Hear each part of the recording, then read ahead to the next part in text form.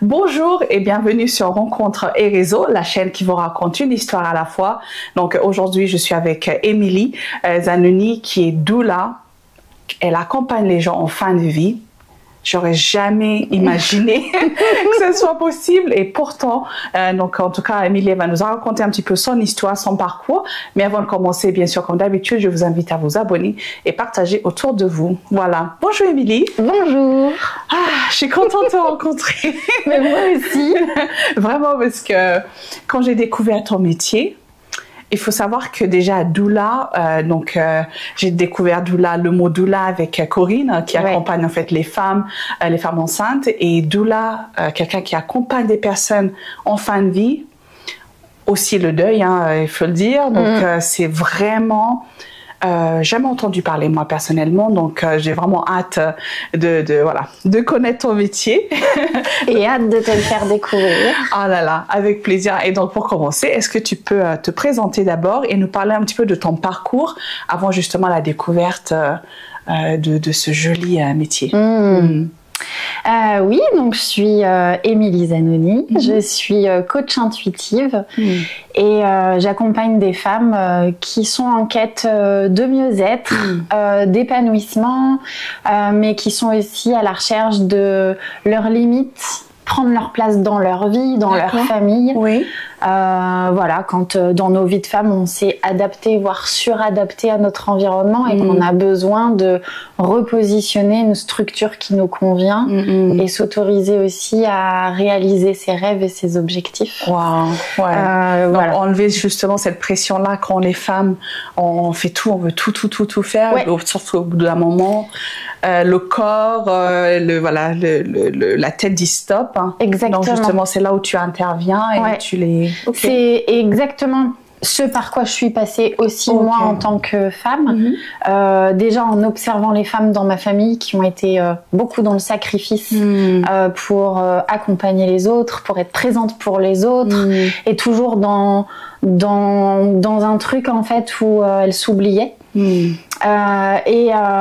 moi, quand j'ai commencé ma vie de femme, j'ai rencontré mon premier mari et j'avais l'impression de construire quelque chose de complètement nouveau qui justement était loin du sacrifice, etc. Puis en fait, petit à petit, je me suis aperçue que je reproduisais exactement la même chose avec aussi... un non-respect dans le couple que j'étais en train de construire, vraiment, mais des deux côtés, sans mettre toute la faute sur mon ex-mari. Sur lui.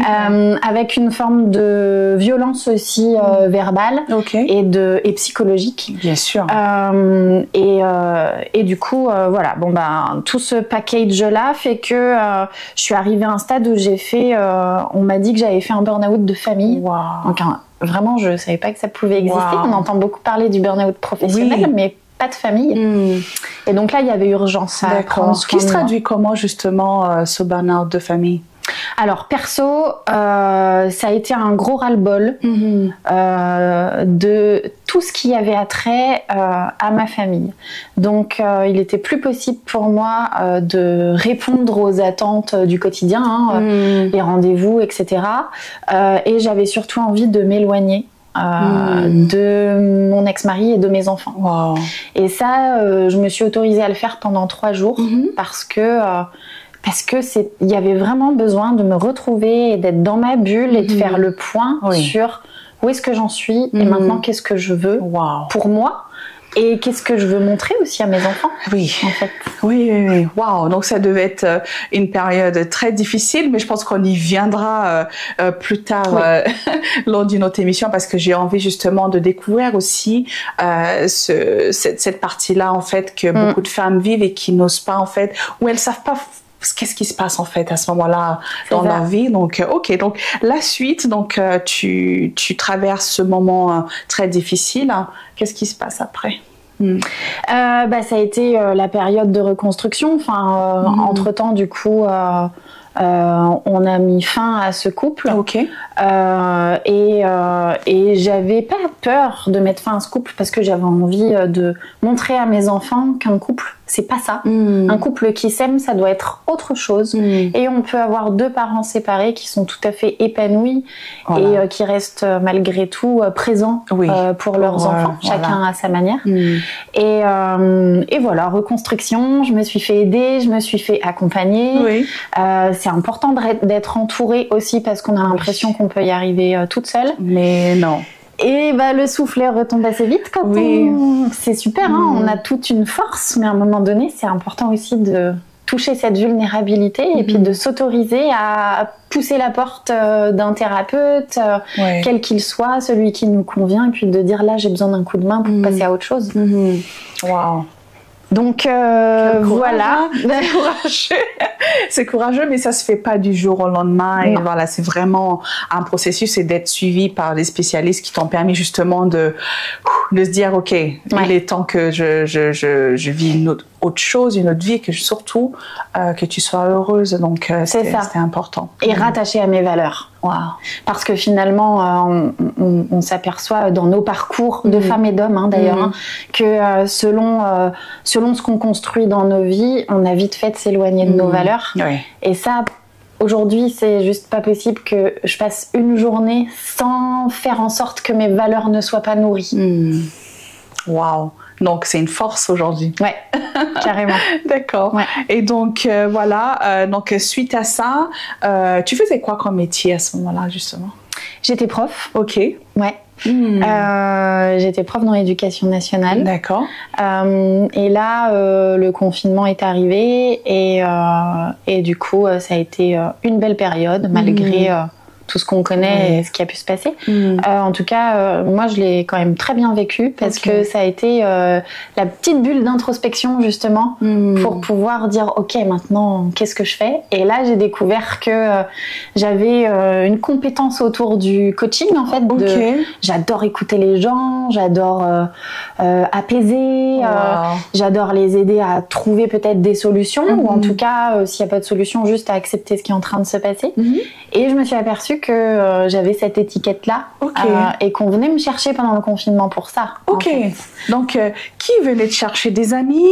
La famille ou juste les amis, un petit peu la famille, mais en général c'est pas trop dans la famille qu'on trouve voilà, il y a beaucoup de pudeur dans les familles. Donc les amis et puis des élèves aussi. Ok, d'accord.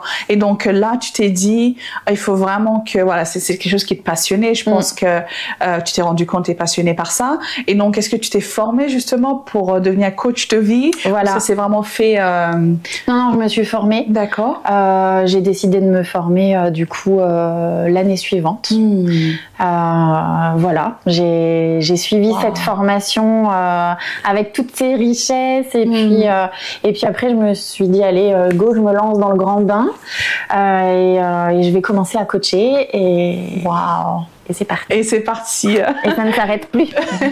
C'est bien parce que du coup, voilà, tu accompagnes des gens qui vivent des choses que tu as vécues. Et je pense aussi ton expérience fait que voilà, tu as les mots, tu les comprends parce que souvent, comme tu dis, on peut pas aller voir la famille et puis les amis parce qu'ils vont pas forcément nous dire des choses pour ne pas nous blesser. Donc au moins, quand on est accompagné par quelqu'un de professionnel, spécialiste, voilà, tu vas trouver des beaux mots, et tu sauras en fait les accompagner, voilà. Oui, c'est ça. En fait, l'idée c'est d'avoir vraiment cette objectivité ou quelqu'un qui apporte un autre regard sur la situation avec un peu plus de hauteur. La famille et les amis, ils ont le nez dedans. Et ils sont trop focus sur une version des faits aussi, donc de pouvoir remettre un peu de neutralité aussi pour pouvoir avancer de la manière la plus juste possible en fait. Ok. Émilie, moi ce que j'aime bien de ce que je comprends par rapport à ton parcours, c'est que tu as pour passion d'accompagner les gens à se retrouver, donc à retrouver le goût à la vie, mais aussi justement les accompagner vers la fin de vie. C'est exceptionnel, c'est génial. Ouais, c'est accompagner les passages en fait. Wow. Je dis souvent ça. J'accompagne les différents passages de la vie. Alors, je suis pas spécialisée dans l'accompagnement à la naissance. Il y a Corinne qui le fait très bien pour ça. Et c'est pas du tout quelque chose qui m'appelle. Donc voilà. Par contre, pour les autres caps de vie où on traverse des moments d'interrogation, des moments pas faciles, des moments de néant aussi, c'est de pouvoir les franchir et se ramener au vivant. C'est vraiment ça, se ramener au vivant et jusqu'à la fin, jusqu'au dernier passage qui doit être mis à l'honneur comme les autres. Il mérite tout autant de lumière que les autres. Oui, absolument. Donc, et donc pour cela, justement, tu accompagnes des personnes comment justement retrouver goût à la vie? Il y a la partie coaching intuitif thérapie où là c'est un accompagnement qui en général se déroule sur 3 mois. D'accord. Pour l'instant que j'ai destiné aux femmes, parce que c'est vraiment ce qui me tient à cœur, c'est d'accompagner les femmes avec toutes les problématiques de la femme moderne d'aujourd'hui. Et là-dedans, de les accompagner à retrouver confiance, à retrouver estime. Et ça passe par le corps, par l'esprit, par l'âme, d'où le coaching intuitif. C'est que on va essayer de connecter à des choses plus subtiles. Je fonctionne beaucoup avec des rituels. J'aime les moments de pleine lune et de nouvelle lune. D'accord. Brûler une petite lettre pour libérer. Voilà. Donc j'ai un côté comme ça spirituel. Donc c'est vrai que les femmes qui viennent à moi, si elles sont sensibles à ça, c'est quand même un plus. Si elles ne le sont pas, je m'adapte aussi, évidemment. Et pour nourrir aussi ce changement de cap par le corps, il y a l'accompagnement avec la danse. Et ça, c'est hyper puissant aussi. Donc, soit avec des ateliers qui sont chorégraphiés. Parfois, on a besoin de structure et le fait d'avoir une chorégraphie qui nous est donnée, ça nous aide. D'autres personnes vont préférer la danse intuitive, qui là, l'idée, c'est de libérer le corps comme on a envie de le libérer, de le laisser parler, de le laisser s'exprimer. Et tout nouveau depuis cette année, et ça, je suis trop contente de ça, c'est les ateliers de danse cabaret. Où on vient travailler son féminin clairement avec des talons, avec une chaise, avec un boa. On vient libérer la grande féminine qui est en nous. Et donc tout ça à Passy, on est d'accord. Alors pour la danse cabaret, c'est sur Saint-Gervais, à la MJC de Saint-Gervais. D'accord. Et le reste, c'est sur Servoz. Dans la petite salle d'activité de Servoz. Voilà. Une fois par semaine ou... Oui. Exactement. Une fois par semaine pour tout ce qui est atelier chorégraphie, c'est le jeudi soir. La danse cabaret, c'est le mardi soir. Et la danse intuitive, c'est un dimanche par mois. D'accord. Donc c'est super parce que c'est vrai que parfois ce sont des choses qui manquent. Ce côté un peu féminin, on n'ose pas le sortir en avant parce que la société, etc. Donc c'est bien, au moins les femmes, elles sont là pour se libérer et montrer ce côté-là et surtout l'assumer aussi. Oui, et puis le vrai défi aussi que rencontrent beaucoup d'entre elles, c'est d'oser devant les autres. Que vont penser les autres participantes. Enfin, le regard de l'autre, il est hyper important. Et ça, c'est un point d'honneur dans chaque cours que je donne. C'est vraiment 0 jugement. On est là pour rire, on est là pour s'amuser. Et voilà. Et j'aime observer que chacune ose et se sent hyper sécure, en fait. C'est ça, j'allais dire un safe space, c'est ça. C'est ça. Exactement. D'accord. Comment s'est fait la transition, justement, coach de vie et maintenant Tana Doula?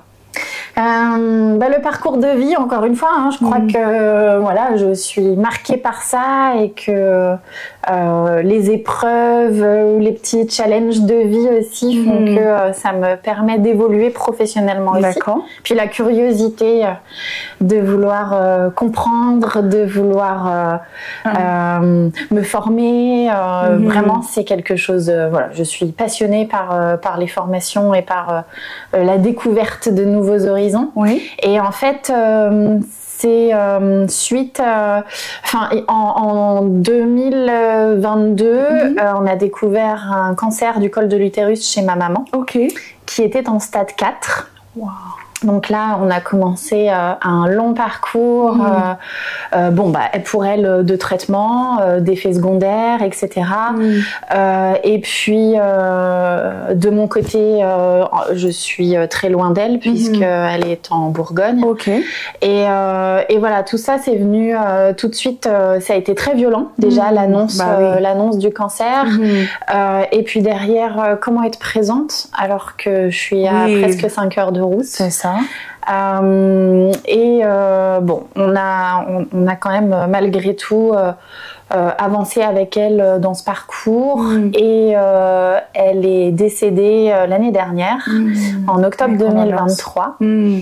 Et alors pour la petite histoire magique, en septembre 2023, j'ai eu le Covid.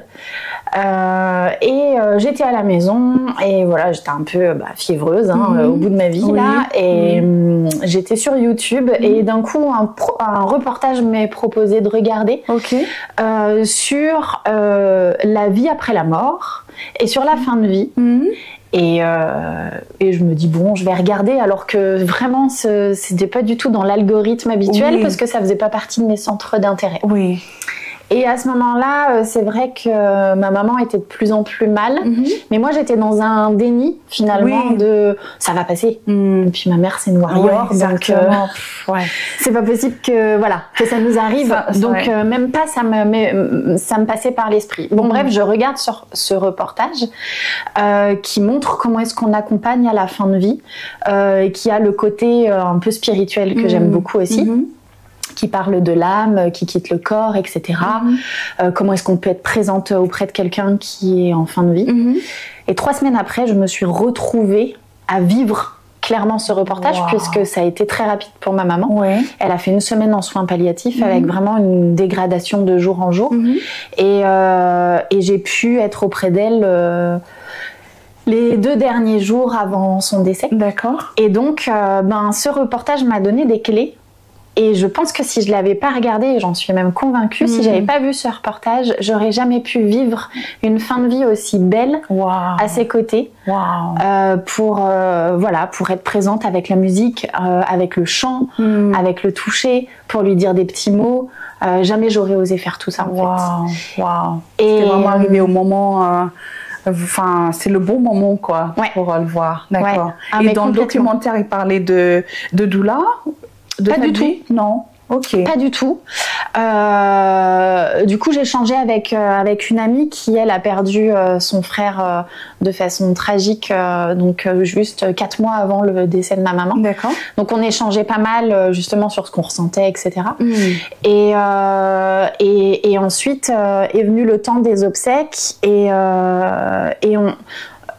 j'avais envie vraiment d'amener une petite touche perso pour rendre un peu moins informel ce temps-là. Donc on a fait une cérémonie laïque dans la maison funéraire, comme il était proposé. Et puis j'avais demandé à ce que au moment de libérer les cendres sur le jardin du souvenir, j'avais demandé à la personne qui s'occupait de la cérémonie de passer un morceau de rock que ma maman adorait danser. Et un morceau qu'on écoutait beaucoup ensemble dans la voiture avec mes frères et sœurs. Et donc il a passé ce morceau, et avec mon mari, mon deuxième mari, on s'est autorisé à danser le rock dans le cimetière pendant la cérémonie. Et ça a été un moment vraiment, c'était important pour moi de mettre de la joie et un peu de lumière là-dedans, même si j'étais complètement dévastée, c'est clair. Mais de lui rendre aussi hommage parce que ça faisait partie de son personnage, la fête et la danse et de profiter de la vie. J'ai des frissons. C'est Donc beau. ça a été un gros cap. Ça a été, c'est vraiment un truc lourd, mais en même temps avec toujours cette envie d'y voir quand même quelque chose de lumineux. De lumineux. Et d'ailleurs, ça existe beaucoup. Par exemple, je sais pas si tu sais, je viens du Kenya.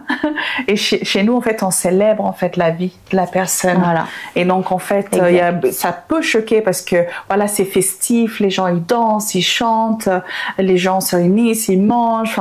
Et donc, du coup, c'est quand même, c'est très triste. C'est pas pour autant qu'on n'est pas dévasté, mais exactement. On célèbre en fait la vie de cette personne. Donc, tu as eu bien raison. Ouais. C'est exactement ça. D'accord. Et quelques temps après, vraiment, j'avais ce...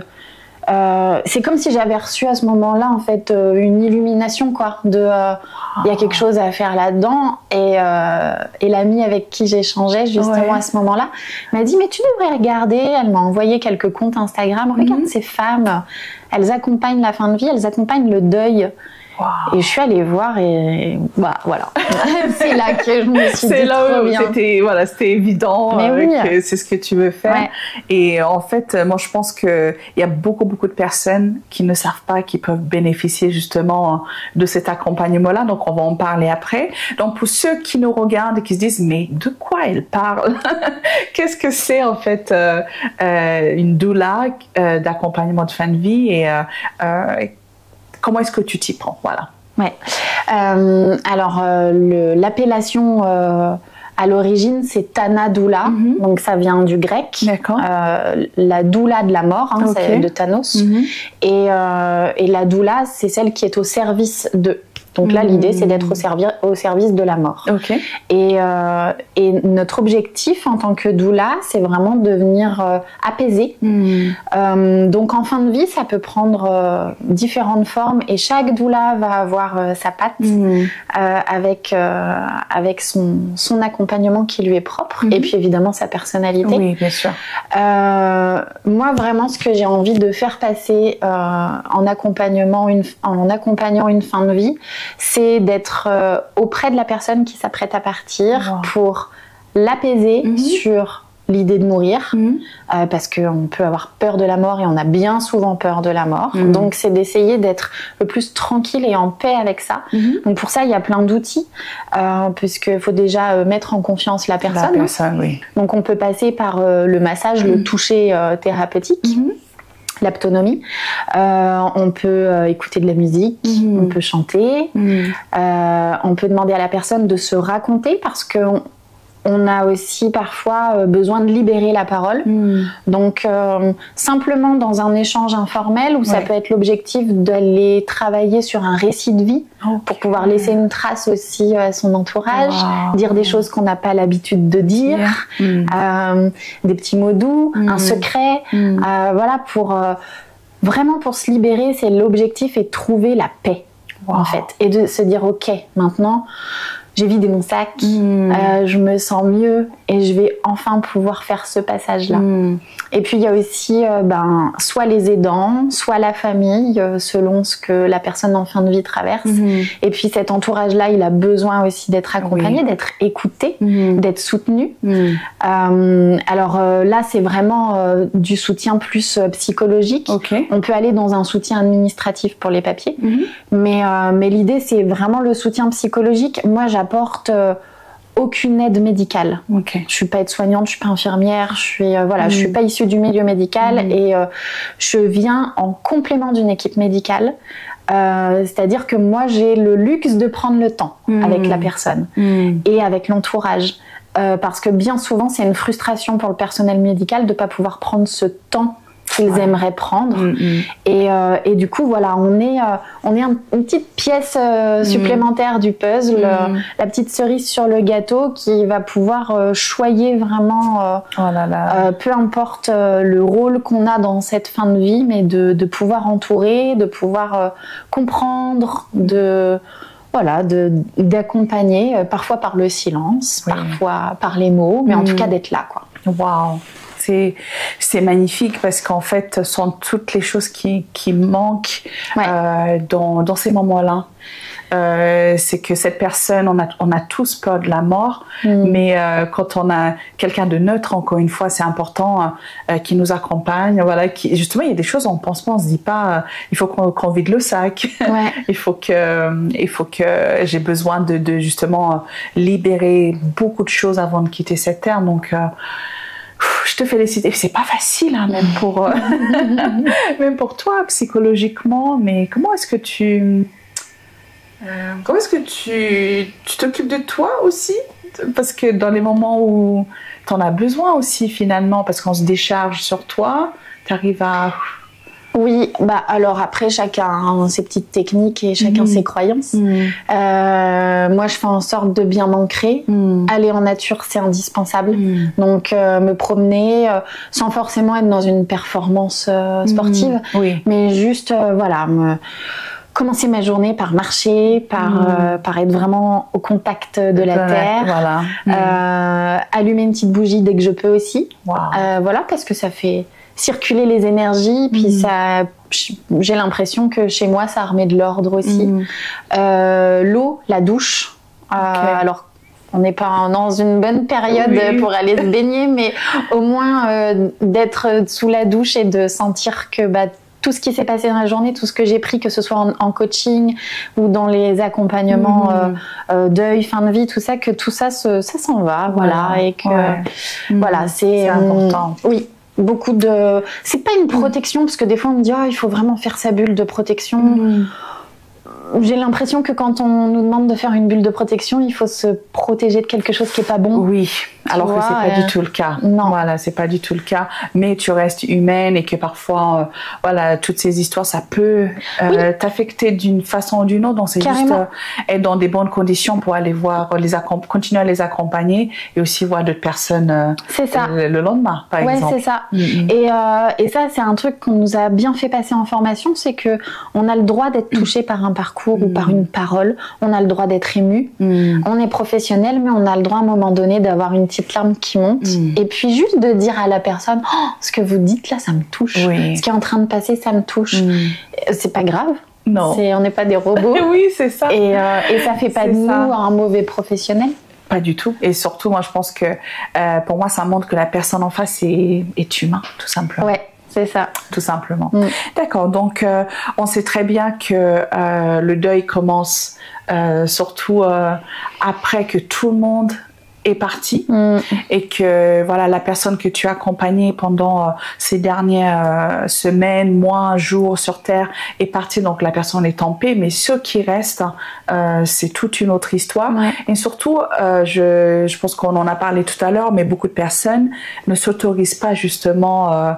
ou la société, je sais pas, ça dépend des situations, mais ne s'autorise pas justement le temps de faire le deuil. Donc, est-ce que tu interviens aussi dans ces moments-là et comment est-ce que tu accompagnes ces personnes après, justement? Ouais, c'est vraiment ça, tu as complètement raison.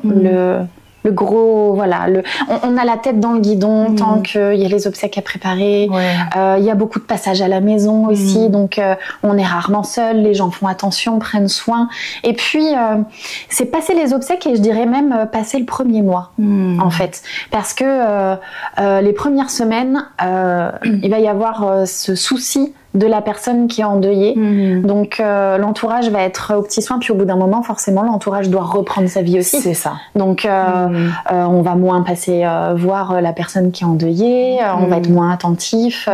Sauf que c'est là que il peut y avoir besoin d'être entendu, d'être soutenu. Et c'est là que du coup, je peux aussi intervenir, enfin que j'ai toute mon utilité. Du coup, c'est quand on affronte aussi ses premières dates anniversaires, que les souvenirs remontent. Et je me souviens plus de ta question. Et donc du coup, voilà, comment est-ce que tu les accompagnes justement dans ce moment-là, on va dire. Oui, voilà. Beaucoup d'écoute. C'est voilà, si pendant un temps ensemble, je sens que moi j'ai pas grand-chose à dire et que la personne a juste besoin de parler, c'est ok, c'est comme ça que ça se passe. Après, je me relie beaucoup au créatif. Donc ça peut être alors dans une manière très poussée, ça dépend des stades de chacun, mais on peut aller explorer la danse intuitive, donc laisser le corps s'exprimer comme il a envie de s'exprimer. Donc là, c'est pareil, avec tous ces outils créatifs, ce sera en fonction de comment chacun se sent là-dedans. Il y a le journal créatif que j'adore faire, qui est vraiment un bel outil et qui permet aussi de pouvoir libérer les mots, parce qu'il y a des gens, ils vont vouloir passer par le faire avant de dire quelque chose, justement, et de s'autoriser à dire quelque chose. Il y a le kintsugi aussi, une super technique qui vient d'un art japonais ancestral, qui est de prendre un objet qui est cassé et de le reconstruire et en même temps de le sublimer. Donc on va vraiment venir prendre le temps de mettre un peu d'or, de feuilles d'or pour consolider l'objet petit à petit et se dire ok, cet objet il a été cassé, je le répare, il sera plus jamais le même. Non. Exactement comme ce que je vis moi, mais on peut en faire quelque chose de beau, de différent et de beau. Et donc on va axer l'accompagnement autour de cet objet qu'on va reconstruire et en même temps parler ensemble. Voilà, il y a plein de façons de faire et surtout de décomplexer.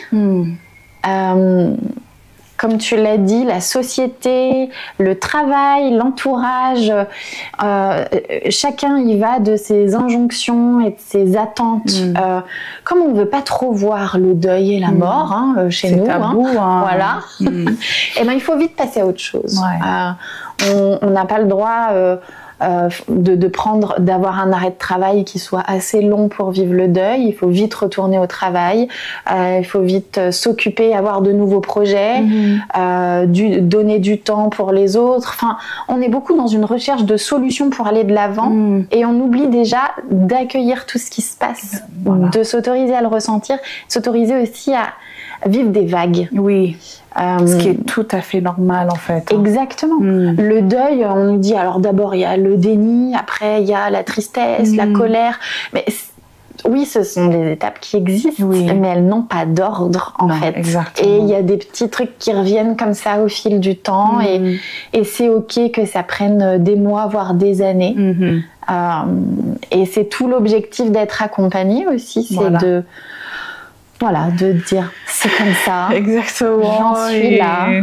Voilà, exactement. Et moi, ce que j'aime bien et que je trouve génial, c'est que souvent, la famille et les amis, ils ont peur de nous blesser, ils ont peur d'être maladroits, ils ont peur de... Voilà, il y a tellement de peur autour justement de la mort et le fait d'avoir quelqu'un de neutre. Et je pense que voilà, c'est très important parce qu'avec toi, tu n'es pas là pour les juger, tu n'es pas là pour leur dire ce qu'il faut faire, ne pas faire. C'est vraiment les accompagner et justement à les aider à aller en avant et ça, moi ici, je ne sais pas s'il y a d'autres doulas, Tana doula, je ne sais pas, mais c'est exceptionnel et vraiment, moi je t'encourage vraiment à continuer parce qu'on a besoin de ton savoir-faire, de tes services, voilà. Ouais. Alors c'est vrai qu'il y en a pas dans le coin. Il y en a, je crois, une ou deux autres dans le département, mais pas du tout dans la vallée. Finalement, c'est un métier qui est super vieux, en fait. Alors, pas dans les termes de Tana doula, puisque cette formation, elle a été créée il y a quelques années, il y a peu de temps, on est encore aux prémices. D'accord. C'est une formation et un métier qu'on trouve pas mal au Canada, qu'on trouve un peu en Belgique et en Suisse. Moi, ma formatrice, elle est issue du milieu suisse. Mais en France, c'est vrai que c'est assez nouveau dans ces termes-là. Mais en fait, on réfléchissait avec d'autres collègues et on se disait, mais avant, c'était beaucoup les religieux qui accompagnaient de cette façon-là et qui aidaient à trouver une forme de paix et d'acceptation. Nous, on n'a pas l'étiquette religieuse. Non. On s'adapte aux religions qu'on rencontre. On s'adapte aux croyances de chacun. On n'est pas là pour prêcher justement pour nos croyances à nous. Chacun a son petit jardin secret. Mais voilà, c'est une forme, c'est vraiment, on prend le relais des religieux, mais on est là dans une forme laïque. Voilà, c'est un accompagnement pour justement pour la personne, et aussi c'est en fonction, parce que chaque personne est différente. Donc c'est, comment on dit ça, c'est unique et surtout personnalisé. Voilà. C'est en fonction de chaque personne. D'accord.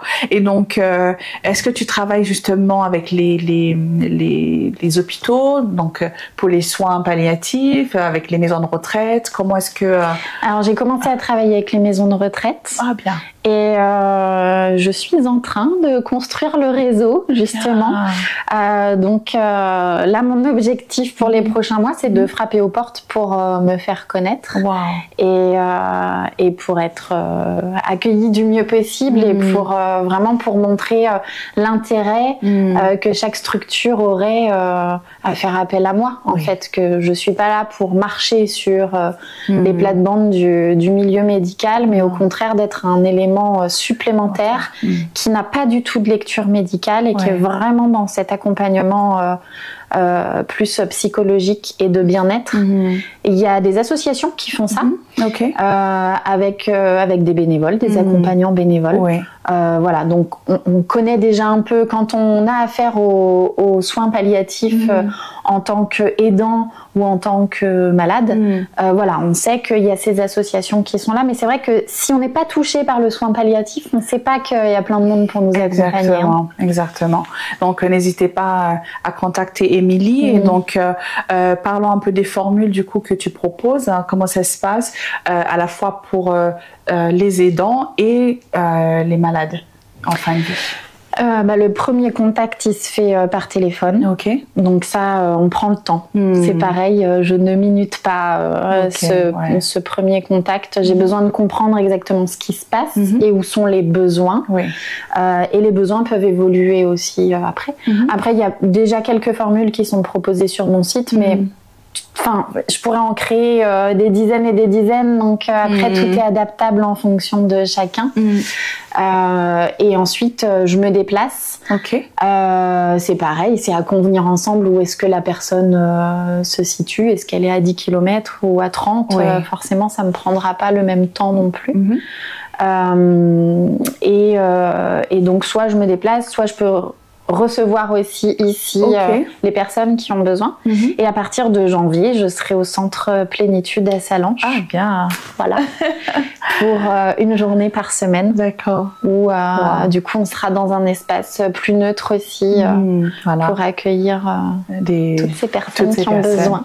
D'accord. Il y a plusieurs possibilités. Donc il y a un accompagnement que j'ai appelé accompagnement lumière qui représente plusieurs rencontres avec l'accompagnement de la personne en fin de vie et l'accompagnement de l'entourage qui peut aller au-delà dans la préparation des obsèques, de la cérémonie, voire même si la personne le souhaite, je peux animer cette cérémonie aussi et être maître de cérémonie. Et puis pour aller au chevet de la personne en fin de vie, là il y a plusieurs formules. Donc soit je suis auprès de la personne en elle-même pour 1 heure ou 2, soit j'y vais sur une demi-journée ou sur une journée. Et là je peux aussi me consacrer à l'entourage et être présente pour un petit peu tout le monde qui se trouve à la maison et voilà, et répondre aux questions de chacun et écouter ce que chacun a à dire. D'accord. Voilà, donc en fait les personnes ont le choix de... C'est ça. C'est pour ça que ce premier contact par téléphone, il est hyper important pour que vraiment on pose les choses et que je puisse réfléchir à ce qui est le mieux aussi. Mon but, c'est pas de vendre absolument et d'entrer dans ce truc du business, mais plutôt de servir et de proposer ce qui, à mon sens, est le plus adapté pour eux. C'est vraiment top. Donc, n'hésitez surtout pas et que c'est sûr, Émilie va trouver la formule qui vous convient. Et c'est important d'être suivi dans ces moments-là. Dans quel secteur? Alors, est-ce que quelqu'un qui te contacte de Paris, par exemple par téléphone, visio, comment ça se passe en fait? L'accompagnement du deuil, on peut l'envisager en visio, quand vraiment c'est pas possible de le faire en présentiel, parce que tout le côté créatif du coup va être un petit peu plus compliqué à mettre en place quand on est en visio. Après, pour ce qui est accompagnement fin de vie, donc ciblé vraiment sur la présence, évidemment que j'ai besoin d'être là, et là du coup j'interviens dans la vallée, hein, donc ça va de Valorcine à je m'arrête à peu près à Cluse, parce que voilà, après ça fait quand même beaucoup de kilomètres. Exactement. Donc ça fait déjà c'est une bonne présence. Exactement. Et ensuite, je crois qu'il y a une collègue qui est du côté du Genevois, il me semble, et il me semble aussi qu'il y a quelqu'un du côté d'Annecy. D'accord. Donc voilà, ça peut s'articuler. Absolument. Donc voilà, n'hésitez surtout pas. Je me répète, je sais, mais on connaît tous quelqu'un qui vit des moments difficiles, même si la personne, voilà, ça fait un an, peut-être c'est dur pendant un an, donc surtout voilà, parler. Oui, c'est ça. Proches. Et on a souvent l'étiquette du deuil, on a perdu un être cher, mais ça peut être le deuil aussi d'une relation. Voilà, enfin l'étiquette du deuil, elle inclut beaucoup de choses, hein. Une relation amoureuse, une fin de vie professionnelle qu'on a du mal à digérer, avec un licenciement qui nous met vraiment mal et qui nous empêche de passer à autre chose. Enfin, le deuil, c'est vraiment au sens large. Ah oui, ok, donc je savais pas. Non, mais c'est vrai, et c'est vrai que moi je suis très axée aussi, parce que là c'était l'objet de cette formation, d'être vraiment dans le deuil et dans la mort. Mais voilà, il y a d'autres formes de deuil dans nos vies, quoi. Donc n'hésitez surtout pas, peu importe votre situation, n'hésitez pas à contacter Émilie. Voilà. Et je propose aussi dans l'accompagnement fin de vie la rédaction d'un récit de vie. Donc ça c'est parti de mon histoire perso. Du coup je te montre le livre que mon grand-père nous a laissé. D'accord. En fait, il avait beaucoup de mal à parler de sa vie, de son enfance, parce que c'était chargé d'émotions. Et puis chargé aussi d'événements qu'il n'avait pas forcément envie d'aborder avec nous. Et un jour, il nous a dit, moi je vais écrire. Puis vous aurez un écrit et vous aurez une trace de ma vie. Et comme ça répondra à toutes vos questions. Et il avait vraiment une grande précision des dates. Il y a des heures qui sont marquées. Il nous a illustré avec plein de documents, parce que c'était quelqu'un de très conservateur dans le souvenir. À la fin, on a même des petits bouts d'arbres généalogiques. Je dis des petits bouts parce que lui, il est allé fouiller, il a sillonné la France et pas que, à la recherche de nos ancêtres. Voilà. Regardez. Et c'est une excellente idée. C'est une richesse incroyable. Et quand au moment, alors je l'ai lu à son décès, puisqu'on en a tous un exemplaire dans la famille. Et ensuite, quand ma mère est décédée, je suis retournée chercher des réponses. J'avais besoin de comprendre ce par quoi ma famille est passée. Et j'ai relu plusieurs fois pour avoir différentes lectures sur qu'est-ce qu'on se transmet comme traumatisme. Donc là, ça fait appel à la psychogénéalogie.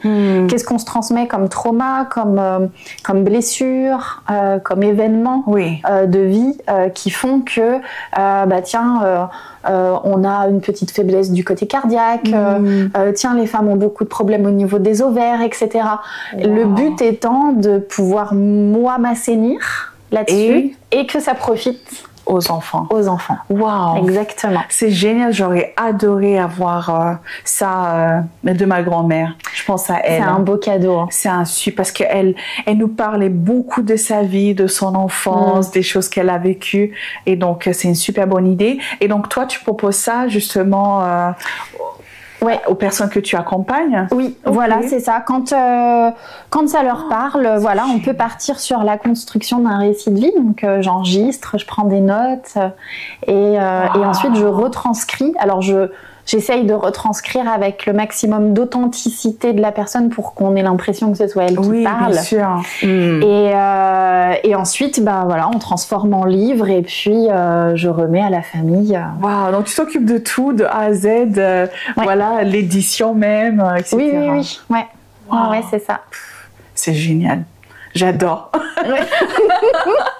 C'est une super bonne idée parce que j'imagine cette personne, parce que c'est vrai que, je sais pas, tu me diras, mais en fin de vie, souvent, on pense beaucoup à notre enfance, à nos vies, à ce qu'on a vécu et ce qu'on aurait aimé vivre, à nos regrets, nos réussites. Donc, tout ça, mettre ça dans un livre, nous aiderait en fait nos familles à savoir qui on était et surtout garder la mémoire. Ouais, exactement. Waouh! Et de faire passer des messages qui sont importants. En ce moment, j'accompagne une dame qui a 93 ans, qui n'est pas tout à fait encore en fin de vie, mais qui, pour elle, véhiculer des messages autour de la foi, c'est hyper important. Et du coup, le récit de vie, ça peut être un moyen de faire passer ces messages-là, soit par rapport à son histoire, soit juste simplement en s'adressant à ses enfants et ses petits-enfants, en leur parlant de la foi que elle a eu tout au long de sa vie. Enfin voilà, des valeurs et des choses auxquelles on croit. Waouh! C'est génial, vraiment. Vraiment, je trouve que ça devrait même être systématique. Oui.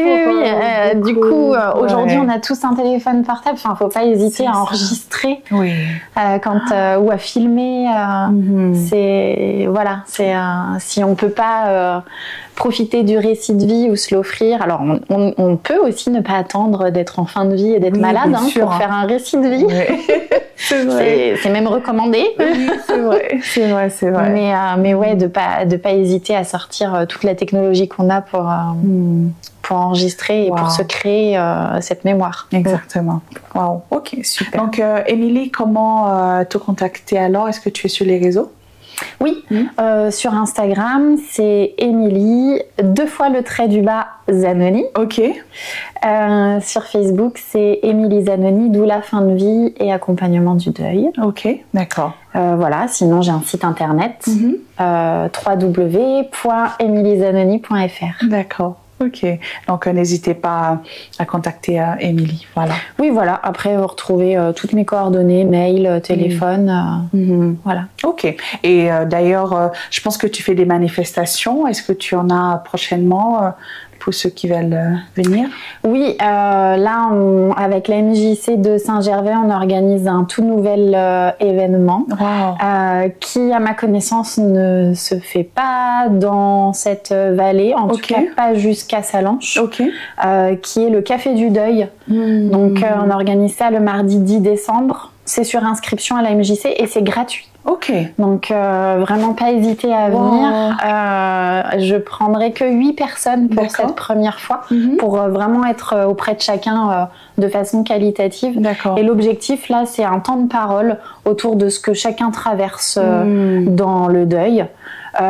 Et surtout à l'approche des fêtes de Noël, parce que voilà, on sait que les fêtes de fin d'année, c'est toujours une épreuve quand on est endeuillé. Donc voilà, ça me tenait à cœur qu'on fasse cette date avant les fêtes de fin d'année. Waouh, génial. Et donc, quelqu'un qui aimerait bien s'inscrire, c'est sur le site internet où il faut t'appeler, c'est ça? Alors, il faut qu'il contacte la MJC de Saint-Gervais. MJC de Saint-Gervais. Ouais. Ok, d'accord. Voilà, tout simplement. Ok, super.